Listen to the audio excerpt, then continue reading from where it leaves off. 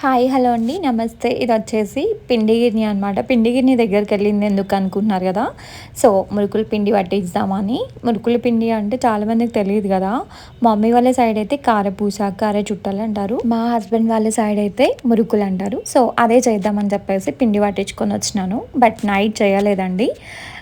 మా హస్బెండ్ వస్తా అన్నారు హెల్ప్ చేయడానికి. బట్ కానీ తనకి రావడానికి కుదరలేదు. ఏంటి స్వాతి ఎక్కడ నడుస్తుంది అనుకుంటున్నారు కదా. నేనైతే జిమ్కి వెళ్ళేసి వచ్చినాను.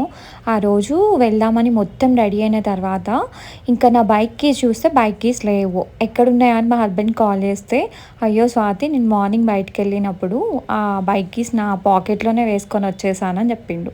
ఇంకేం చేయాలో తెలియదు. మొత్తం రెడీ అయిన తర్వాత వెళ్ళకుండా ఎట్లుంటాం చెప్పండి. ఇంకా నడుచుకుంటూ వెళ్ళి ఇంకా 2 అవర్స్ తర్వాత మళ్ళీ ఎండలో నడుచుకుంటూ వస్తే అమ్మో సరిపోయింది. ఇంకా నాకు ఫ్రెష్ అయిన తర్వాత కొంచెం తినేసి ఇంకా స్టార్ట్ చేశాను మురుకులు. నేను ఒక్కదాన్నే 3 కేజెస్ పిండి పట్టించినాను. బట్ కానీ ఎలా వస్తాయో ఏంటో నాకు తెలీదు. ఇన్ని కేజెస్ పిండి నేను అసలు ఎప్పుడు ఒక్కదాన్ని చెయ్యలేదు. ఎప్పుడు మా అత్తమ్మ ఉంటుంది కాబట్టి తన హెల్ప్తో చేస్తూ ఉంటాం అనమాట. ఇద్దరం ముచ్చట్లు వేసుకుంటూ. బట్ కానీ ఈసారి మా హస్బెండ్ ఆఫీస్కి వెళ్ళిండు, దీనేమో స్కూల్కి వెళ్ళింది. ఇంకా నేను 2:30కి స్టార్ట్ చేస్తే నాకు మొత్తం అయిపోయి 6 అయింది అనమాట.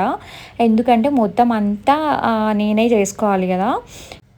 నేను చెక్క గారెలు ఇంకా గజ్జలు ఇవన్నీ చేస్తాను. బట్ మురుకులు అయితే ఫస్ట్ టైం అండి. ఇంత క్వాంటిటీలో చేయడం ఫస్ట్ టైం అనమాట. నార్మల్గా రైనీ సీజన్లో అయితే పిండి పట్టించుకొని ఒక డబ్బాలో పెట్టుకొని ఎప్పుడైనా ఈవినింగ్స్ టైంలో తినాలనిపిస్తే కొంచెం క్వాంటిటీ చేసుకొని పక్కన పెట్టేసుకొని స్నాక్స్ లాగా తినేవాళ్ళము.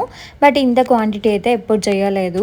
నేను ఇంకా మళ్ళీ దీంట్లోనే కొంచెం చాలా సన్న కారపూస ఉంటుంది కదా అది, ఇంకా కొంచెం లావు కారపూస చేశాను. అవి కూడా చూపిస్తా. ఇవేమో సగ్గు బియ్యంతో చేసినాం అనమాట. ఇవేమో కొంచెం పెద్ద మురుకులు చేశాను.